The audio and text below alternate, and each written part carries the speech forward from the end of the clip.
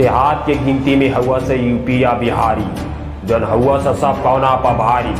आज एक उन्हीं के बारे में कुछ बतावे जाता नहीं। भोजपुरिया शेर के पहचान, मिट्टी में पसीना बहा के, चट्टान से भी टकरा के एगो फौलाद पैदा होला जौन के भोजपुरिया शेर कहल जाला।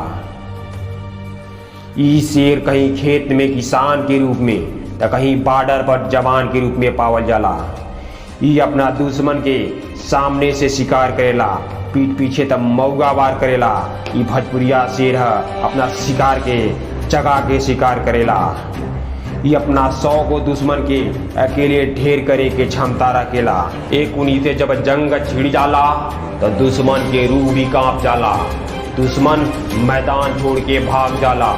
चीता जैसे फुर्ती और चील जैसे निगाह, ये है पहचान जौना के कहल जाला भोजपुरिया जवान। भोजपुरिया जवान, जय हो भोजपुरिया जवान।